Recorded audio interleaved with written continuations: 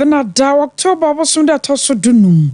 Arishma ma promoter mamina mo how na subium. Yatana said somewhere more shams and pora beggy, and yet the baba somo saria from Tobracassia Bob. What content of Frediana Swan somewhere Baba can kaya creature dear go. www.sompaonline.com. Now somewhere there but any money bini.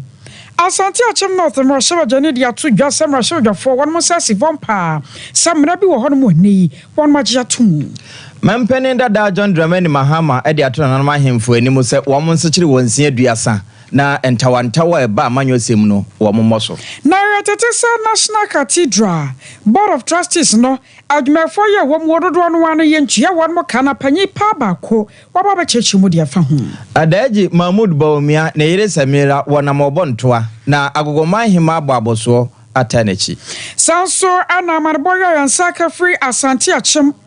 Achodi achemo sa nipa bi no akwakoto galamsey amanei amaburu na chewonom. Ene kurofrom wo mo twabinsa aden so ye kromfo ehonsam te sen ye de ba. Abeka werum ho ya bobo ne nyina no a. Ya da baba so mo sa ria from Tobracassia boy emfa sedama nyumakoye. 21st clinic wona wasa ukọ na wo sia teka ya de ne wo to ase. Afemizo anu 5G anu dia.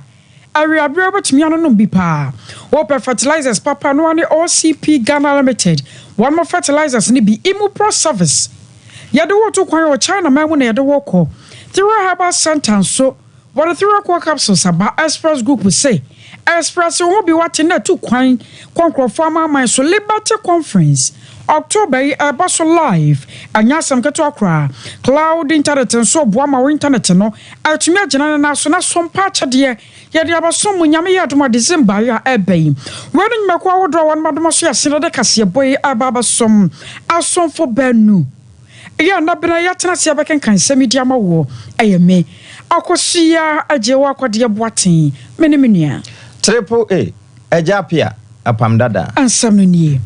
Another day na mrashoja for one more kwa setna film Santa ya kwa humbechiemu no na enwa da samba kwa na shoboko tojwemo pa se nekia na kemrashoja for kwa setna wambe kwa ko peja ba no watena se adwondwono ho ayero har na idusu na sem wode beto gya se mrashoja for me ensa bia wo NPP amanyokuo ne dimu won mo se wo mo kwa akogina kwantankura nam sunti one more conyane, one more debra, one more Russia Fieno. I was a conyan cramana dampan. Na fe one more casa independent ya one more cono. Yama kwama one more crobie. Na sa some new one noni papi no naka sadia fa home. So I'm Russia Johnny Rose chairman Sabusunan wada. Wakasade fa watch us say you are na drusu kasa. One nya dwono kura wo kwa bia so sansa one more kwanten kro no wo wanya mfomso anasempo wo hunu de eyam mfomso wo ho sa wonkoko gina kwanten kura mu anam say so ama mrasebdwafie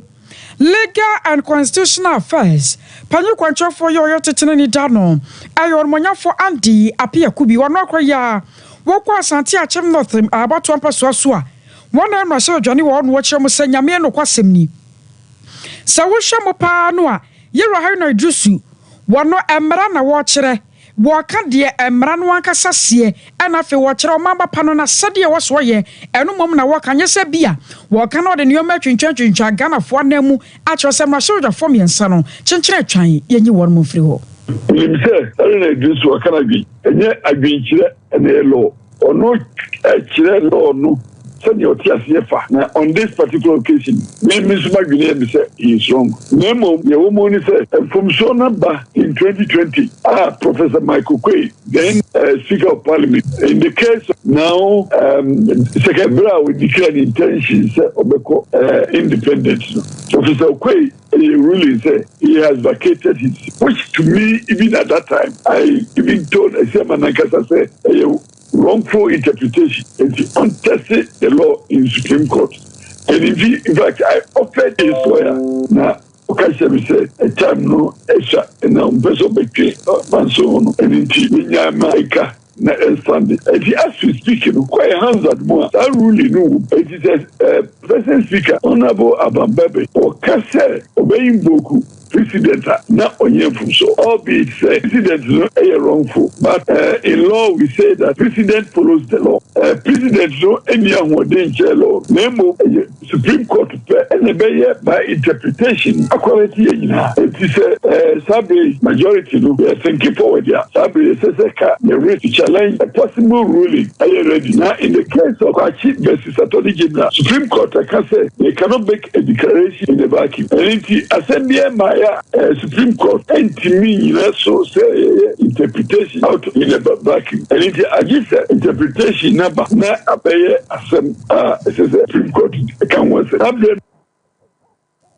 I know children when young for to a sort of children say, "Oh, man, be one more." And then my soldier force us if from Paya when Yayan Kobasa Kremu, now so show Amrana Yaka Chinichiru, and LR2462 no Maquine, say a quite brutal, young two of Magudium. Mistake no I get to starting from government agency no lands and forest ministry no. Mistake started here. The buyer also your convention be subsidiary legislation committee refer my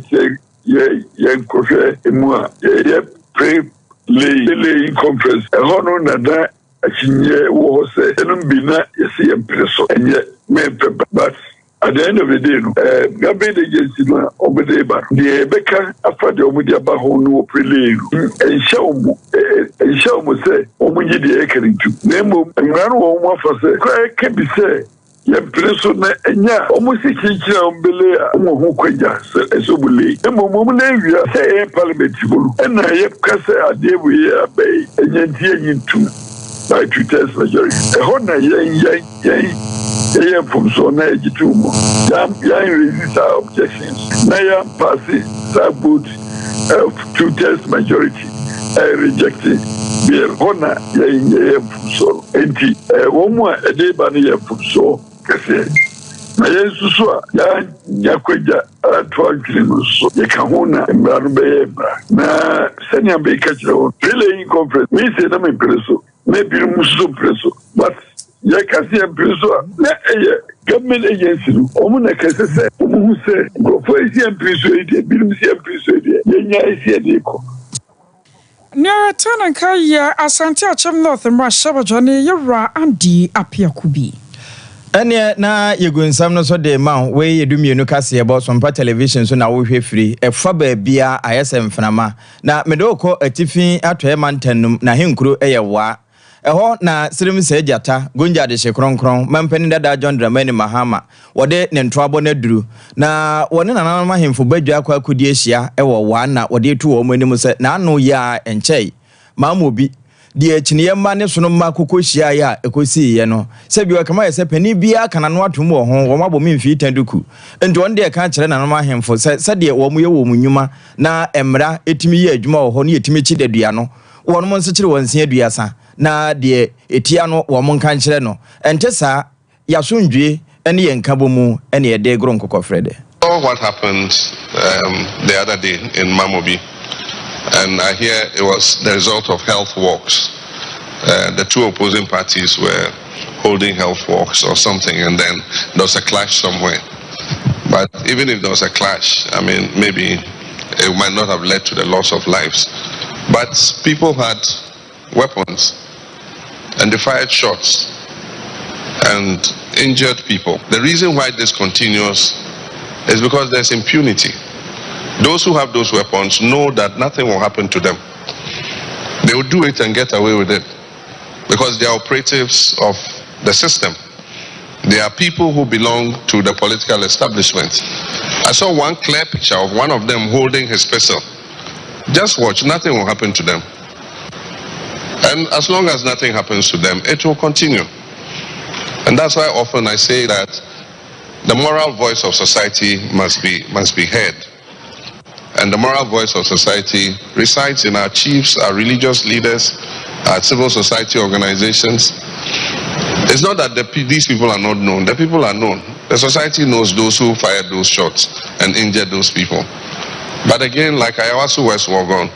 even if a commission of inquiry is set and says these people should be dealt with, government won't deal with them. And as long as that government doesn't deal with them, others will be emboldened to do the same thing. And so I feel a bit helpless about it. The point is, we are peace-loving. But it gets to a time when people must defend themselves. And if this continues, a time will come, others would also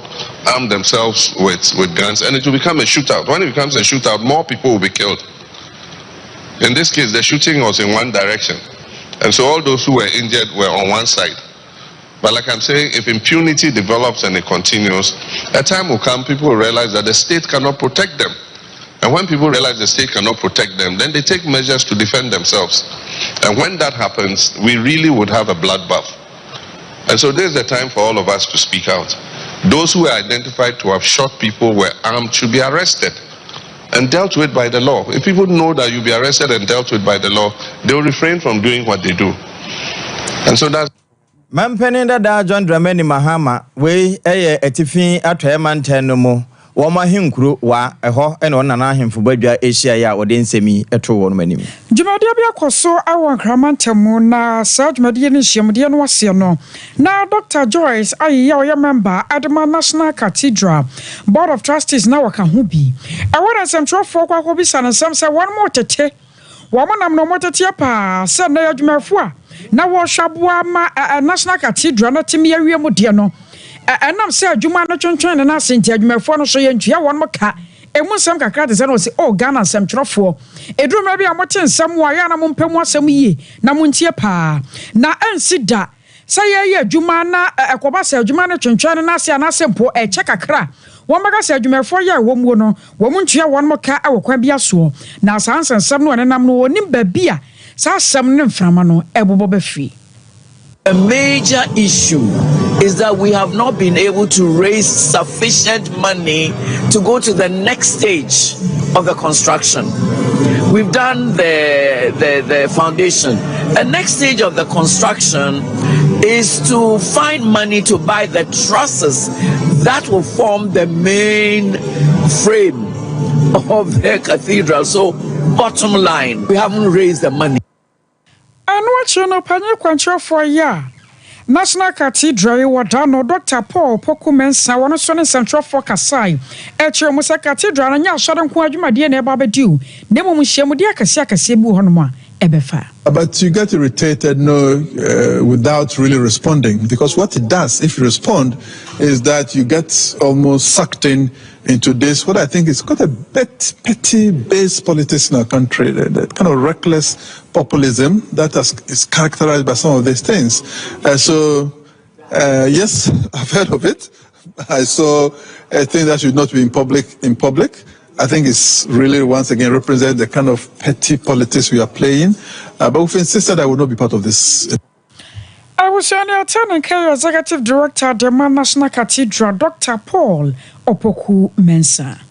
Nano, ya, Mempeni, Abedi Echiri, Adaji Mahmoud Bilbo Baumia, Nedoyere, Wabopin so naso, na Udi can be in Hokra Chireno, Nenudia dances and part what in trouble so be Ababesha so on Potemuha. What as well was Antimantem Wunwi. Na Wakopin was Antiachim Agogo, no for her. Na wakoe na wode na nanom akwakudi ahia didi nkomo enam saye so ema agoma hima na nase wa kusi obu adum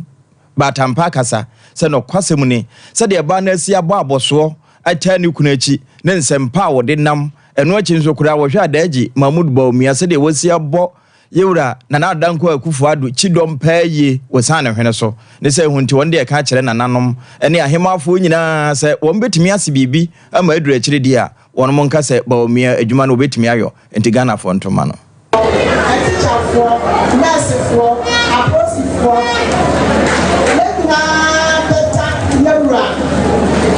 Dr. Baumia the message as a or the back as a teacher no. No way that was nearly said. Naomi regional chairman Akan. I better send your Akan. Then that was now December 7th, you know. And why you as a teacher no. Yeah, me and my penny phone phone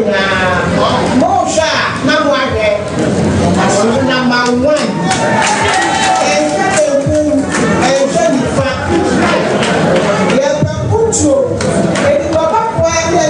mutuo na yɛ mma school fees etuso ɔwɔ kyɛn ayɛ na nurse for a teacher for so asaka ɔwɔ anamase yɛ yɛ abata ɛbɛ bɔ ayɛ paa etu obiara ɛnfɛ ofu ɔwɔhwɛ nipa yɛ nyinaa yɛ kɔ number 1 yɛ wura Baumia January 7 the next president of Ghana. Eno asante achima gogo mahema no eno wo sese de ofuru duapa na epia no na se bi odua no nso ofuru a soro ho na abegina ne se honti ya obi ahwe soro ho eho na daji Mahmoud Baumia wowo Joseph Boanadu CEO ya Ghana Cocoa Board wadano na wode ato nsamtwofo enim sensem ha pa so omanya yesi ya pani yesi ya bachechere no na Ghana timi yakwankan nipa birim da so ade koko afafa kwati kwa so akọ konkrofo mama so akokoton na homechesem de rosem no safempem ne aduonu 2022 adaba 2023 ni mu no metric tons no kwa 120,000 and free Ghana memu akonkrofo mama so nyesa bia omo de fa na kwa kwati kwa so no omre kwa yom kokoton ye wose wro no nyina ya homechesem ne rosem pa akoba na sa no e ma Ghana ye kokoko no entumi nya bo papa na anyina so yi enam sa so nche ne watch ase na ne kire ya da Ghana Cocoa Board won baba ye won mafamu de na won mo di sa adwuma no won mo nyina da atumi atuom so sa. First, smuggling of cocoa. It is something that is adversely affecting our production as a nation. In fact, if we go by existing statistics, smuggling is taking almost about 100 to 120,000 metric tons of cocoa out of Ghana, especially in the last 2 years. Now, for last year and this year in particular, this have been so. And then now I'm coming to your question. This have been so because the international market trading system is inverted. When you say it's inverted, it means that today the spot price had become more appreciable or better than the forward, or what we call the futures. And for us, Ghana, before the price shot up, before the spike actually started last year, somewhere around April. That's April 2023. Before then, the price of cocoa at the terminal market, at the web market, was around $2,200 per ton. And then suddenly, there was this spike. From that figure, it crossed 3,000, went above 6,000. And by February this year, price of cocoa had gone above $12,000 per ton. The simple question you ask me is that if that's the case, then why were you not selling Ghana's cocoa at $12,000? It's not as simple as that. I was saying you attend Ghana Cocoa Board, Panya Quancho for Yawatano, or Joseph Boyan Edu. Ene yefri Cocoa Board for wa yanko na Kwame Redu emmo ya seyin hwama ne esanse ansa na obedua cocoa ya de board esisim ma me bi wo bantama ha ya woton board obonse gu apampa so na odidi akoniaba ka etwemu a na wokọ na bra na abobe se nonso mpamu enkra na kire se ma me si nani so biri no ase ne ho ye ne basabasa no mzo ene ma me transe kakra wodi mfinhya be adunum wotena se wieye na wo hwe se ka ebesene kọ na amanfo de pan okọ hono se dabi ma me nsore anya hwe metimi nya kakra wo sore ya ne se wo te ahwe eyebafua wonso ni nipa enkra na kire se wotina nanom wonse do na se de mu nsantie pa no kwa me redu na nani sem na obetimi abo amane ye kwa me ma hai Tipu madeswa na esi sen wawu ampa Tipu nika se de maami asantua wa nya media na asem na nche mu se eno anopa be no so ne fa na anopa no wo bi a wodi ne dwuma ewo kumase yema here nkutimo na numu no kra wona ono mo to ade ho ne se ena de kare ni ode ahwe bantuma race course na ne dwuma wodi ne se o tuto bode na o titi bi eton no e ko eton se de be ya tefo kekere be butum no ena ha no de ni e kire na numu ena bra obedu ho mo kire mu a na che se anopa no no ho de kakra ma wona oben ho obotena wo mo nchen se wo gina ho kakra imponi wo mo kire mu a e ba no sare se wo ma ni su kakra kwa no me eno eche no na ono ye na adrese gebrese no ho aba no ti prekope wo mo otu wo mo nchen no o mo ni ba wo so no no wa sorry o sorry ya no se emisubire na edi kan no a enam so mo kompre ni man ti wo man be bi tira ye no se ni propose na se be kasi mu po e be di etiri ebi mu ana o tefi na bra wo fi ase kudum no e no mu chi mu na school bus kese bi a eno so etwemu akwafa nkura bi efu bi ye no ma mi na fi ase nyina no na ka no a etwemu no school bus no tire die ni mu edi kan de wotro no o fi ase ya no ko hwe tire na se mi kese na ni tiri sabi ma mi kese wotro me mo so na so ama ni so wa na ba no so mo fe bantuma aposifo ama mo ba ba fe dia nyima sitie no ama mo ni wana ho ni esumu na mi kese mo di emu no e di akọ konfanati emu krabia asa de omo epini yam na no ana fe ba yedu fa yam ni wana ho ni edu nkomo no ante bia na ebusiafo bi free we ma he ho ba se free nua e no ma pe ma mi kira kwanya omo hu no na numu na me bi yo ma sitire se nkwense bi si wo ba ntuma janse no so di race course won na ma bia omo chese ti body e ton bi sa na so ma ebusiafo no ene na mfuno ma mo ne mo ye adwuma mo pe me nira e be tin sa be no omo ba ho e ma omo biti ase na people ye tin se dia omo be bi ho no ebusiafo mo ba ye ene wona na ni esemu no nkomo a ekofo e wo bia ma me ko hia no esi ye no kwame ansa obekọ no ma me ne yesi ofiri hin ebusiafo a wo ba ye na mfuno mo ba fi we ma hira ombe pia se mu chana se omo ti ma onam die chiri ba ye no omo nka se mu chiri se ma me no ofri asotwe so asotwe na ono nka so ya friend ma ne asanto a nimfi ebeye mfi adwumum ade kro na ni na wodi a ne se ono mu nyina twebom tete bode ton beye bu apampa so eti ye ho mu na ebusiafo na se funa na mu gina ho mu fu se dia na akonhye ye no omo kofa na pampan edi begi adafi che se wei ene na kuta no a na funu ba ho dia no sa ye ma me asanto ntufoni ni kegu ye ni na no me se ayo mu a ko ba santi dia ekofi wonti ye go tu se dia wona wo ba ye no so na se tobo men kwansa wodi mfinhia do numi sete bi obewo ba wa wo sen na wo kunu because people de na funu mo ba no an se wada sunu ni kunu na tie no mu no maje o mo to se wo ma be nan no me kutu do be dia akoye be de ya sabu ani edi ho na se so mo fe ma no no mu hu se ye be do ba na ye ba ntuma janse no fo no ho na asem si na ya no ko ntuna to se so mo fe ma no mo so ba na mo ba be krese ya mfoni no ene nsema e ko so e wo ho ni na no ye o ma mi na nkasa nti na mfoni mu e bai e fe ne man so mba nti ene echi no ene o mba be fe se dia isikoye na tanto de wokwa wachesa woje fa na ta wo mai ne system ba ko mi na de na tanto de wokwa wachesa woje fa na tanto a ene tanto de no wachesa tanto de no wachesa etumi ye ya bresa tanto wacheti no to ni wono eti won mo ye case tanto ni mo wa ma eti na pa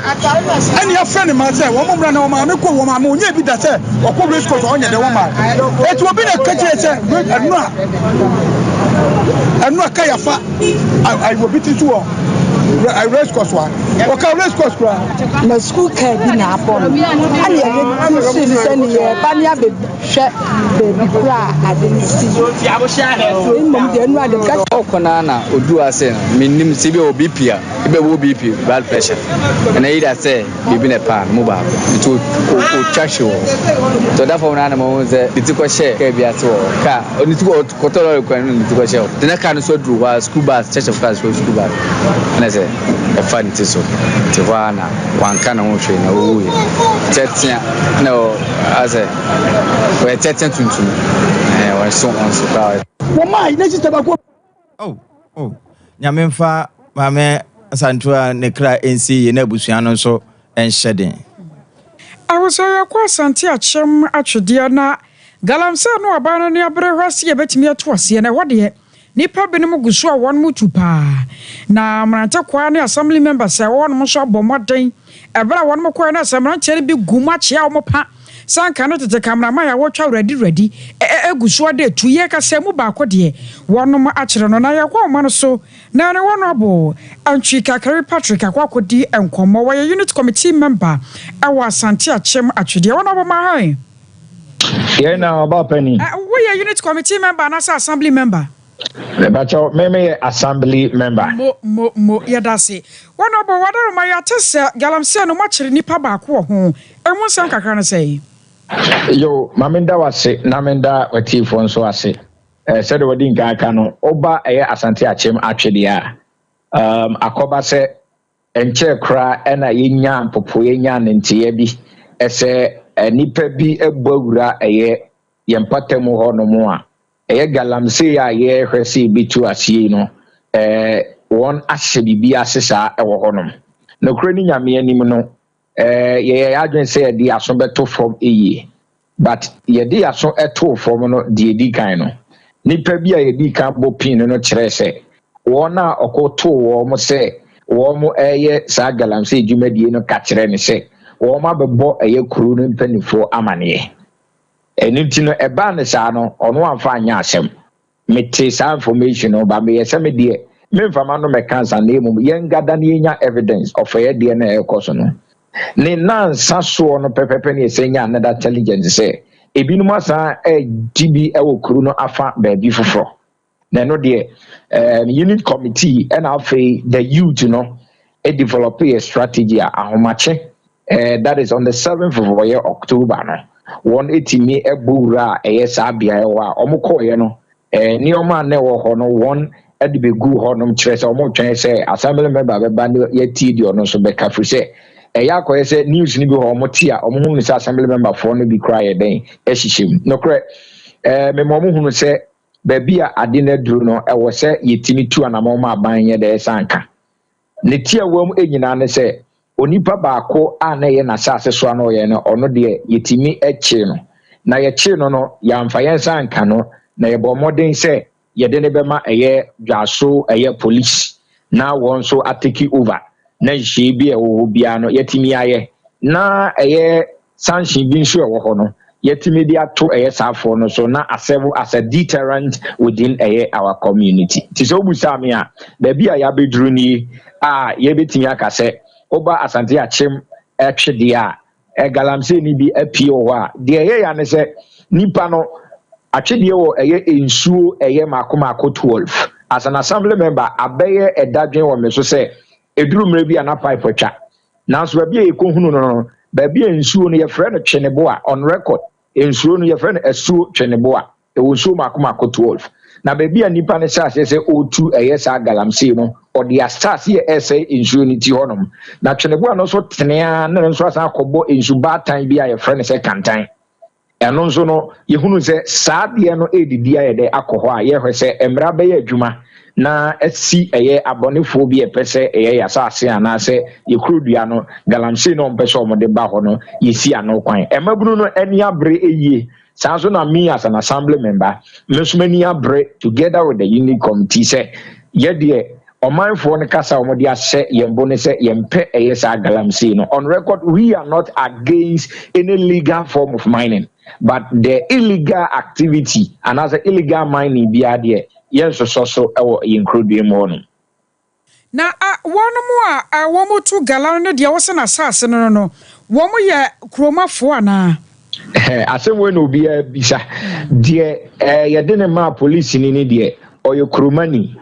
by your background checks so I check here say sani panon so de enkrofo bi ba kromo ana se omo de o de omo ba sa mpotemu ho a omo ye omo ba ye nioma minimu ade but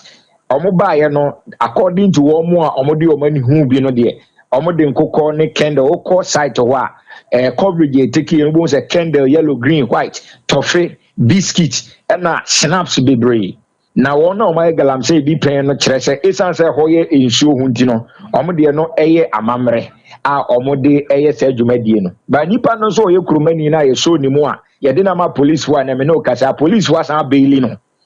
ɛno no ka kyerɛ yɛn sɛ ɔse ɔyɛ fish pond na sɛ ɔhwɛ videos na wɔwɔ a fish pond me nyini sɛ yɛyɛ fish pond sɛ yɛabɔ ɛyɛ structure ne ade ba ne nyina mu no yɛhwɛ sɛ investigation ɛbɛtumi akɔ so yie na nokora bi ɛwɔ mu no yɛtumi ehu na saa galamsey sɛm no yɛsi ano wɔ yɛ kuro bi mu nti kurumani pa ho pa yo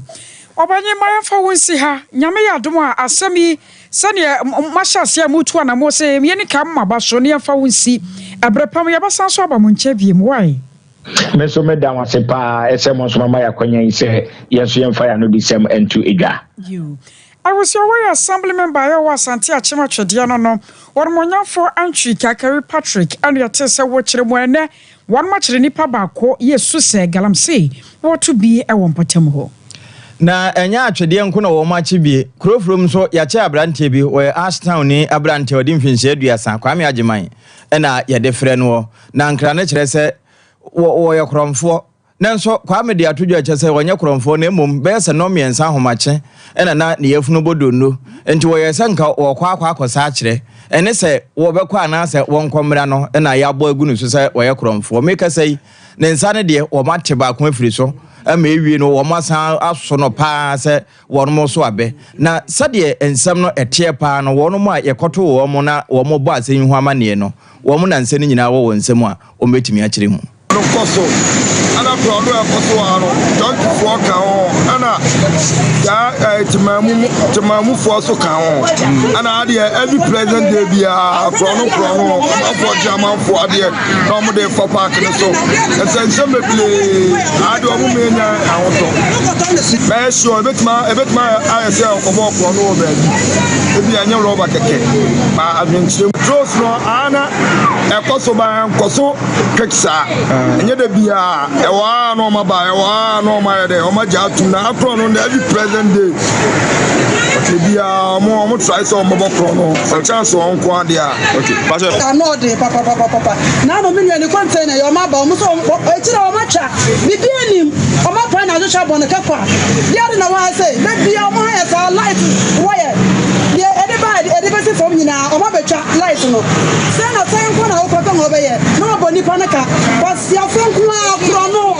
ndra say ya ndra me be by no phone da say o huru ko we ni ma ya o be je ni ba ya ni atan phone no ade ya da no de party asira mo me boy na kro phone do so ha papa enya roba keke nya robo o go fa de o be bia sama mo be kuru o mo be twa ne sa no dia de roba de o de ede enya roba an roba so nko na gu ha edra na to amonda eno ya timamufo bi a wo mo krofrom na wo mo kan akonsem se de akromfo de ye wo mo ho ntira na de esie nanso kwa me se ono no o ya scrap dealer wo sesa condemn na be se no miensa homadache no ne yefunu kan na nka wo kope ba bia ye ne hu yi a awre ho semi akwa akoto no cloud internet ana ya kan fodi am obi bia busua kwari na wo internet no wo ma me connect no yo ma fama no nyina so papa wo top high One Love FMD and Shanimu 0202 699 110 0202 699 110 Sompa chadie I wish you had done do I for the abra wati we go sompo je wo call Sompa nkranza Ghana Commercial Bank dining de wo bia fa koma won ma ya bompa yegusu ansa wo call Sompa sunya no so a ye wo night market o ana Sompa Kumase ya bandrom hotel samo anwa bibia ya de chaye ye no sere onyankopon na bompa yegusu ne fabra ya ba gene de aka ho na ye de ache afere se yesika so a ya homa ne nie 0598 559 802 0598 559 802 edina baba ne Tawan Media Anasa Blessed Foster 21st Clinic where a sciatica expert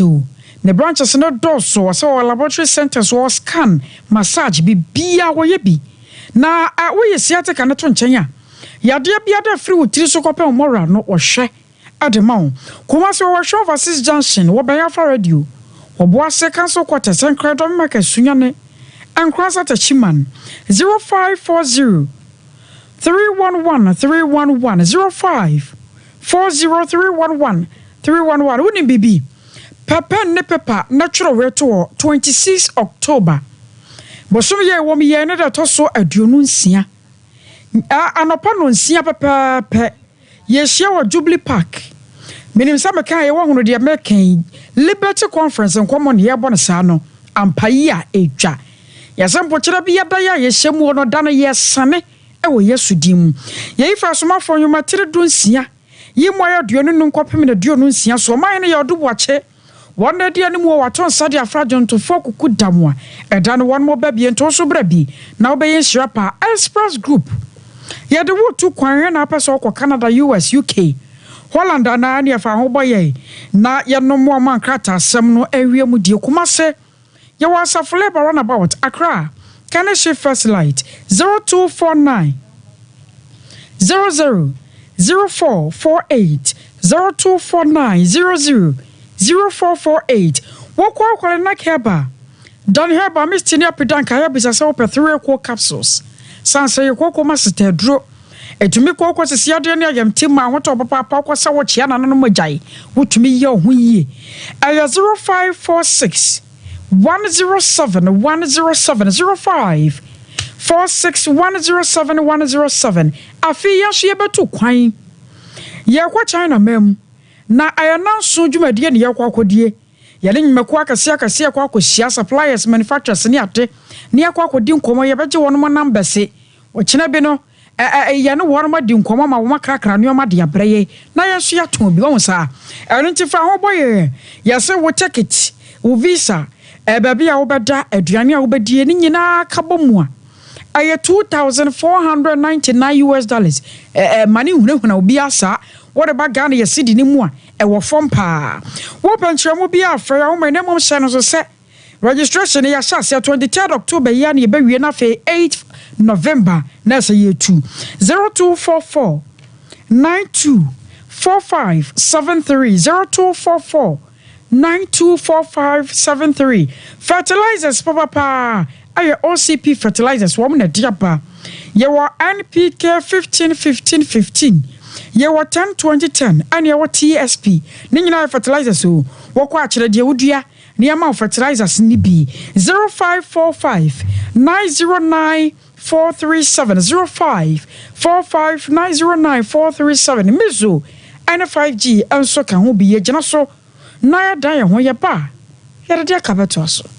21st clinic yes sciatica expert sciatica no o nerves na wo to ase na fa wo siremu na fa wo nansia besi ase ho no se ho techema eno ene fa ne sciatica na etimi bubu o to ase ka wo se dwe wo sirem wo je ho ba bia enye na eno na 21st clinic ba ye adwuma pa wo mu yenti abaso bo o magye no Ghana ha ene amono ne enya asem ketua Womuji international awards ahodo womuji local awards ahodo na anu nso na womu be the only sciatica research and treatment center in Africa bibrim ha no ebi ni baabi a gise 21st clinic nkoa womu de bibiduro ene besa oyare no masa de machine aka ho eya yare sabia yare bia wutimi de ko ne mama ade pa ko a wo magidi womu pa no eye sciatica ena stroke nso de kwa diabetes ne hypertension ne ade ne ade Ghana ha baabi a womu ho 0540 311 311 0540 311 311 That's a 21st clinic. Woman is sciatica expert.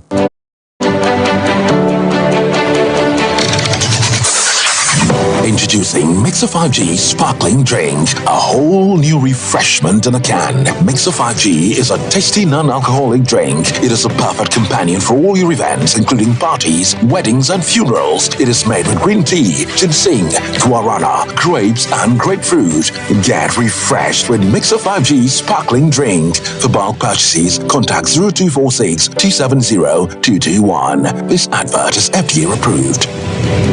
Brakasa ye aduaba won waso a ne dwumedi wo nipadua biara pom den ene na brabo mu ne hia yi pa enye brakasa nko nuaba ne haban bi te se kwawunsusu a abonwono ne dia akeka ho no kura enwanunu ahodo a ekọ animu yi ankasa brakasa ne sa nuaba yi binom ne akeka bobudi afa abefo kwan so a ye dia ye brakasa powder brakasa powder siesi nipadua na abakwa ahodo no ho ban afiri mpani yade ne yade ahodo pi ho fa enkodate de ma baako freduane anopa ne anwumre anafa enkodate de ma baako ewo ni nsuhie yeti anopa ne anwumre wobra wadidi awie ubenya brakasa powder to Kingswalk Herbal ne Heroes Herbal Accra Okesi Drug Lane Dani Herbal Umase Mensa Takrade Mose Pharmacy ne Greenlight Pharmacy Sunwane Kashenkari Supermarket Asantwa Herbal ne Bibidro Depot Techiman Sewa Herbal Mampong etufo mfre 0550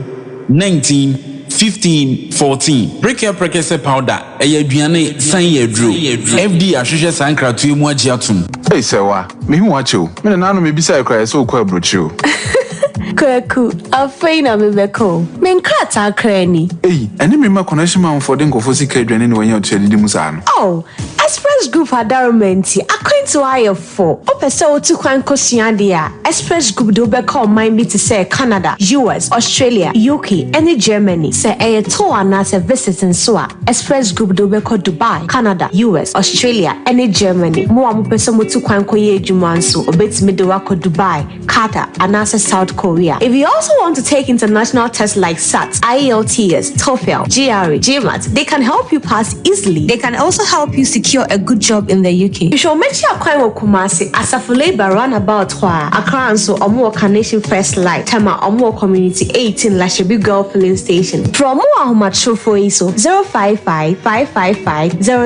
0067 and 0249 000448.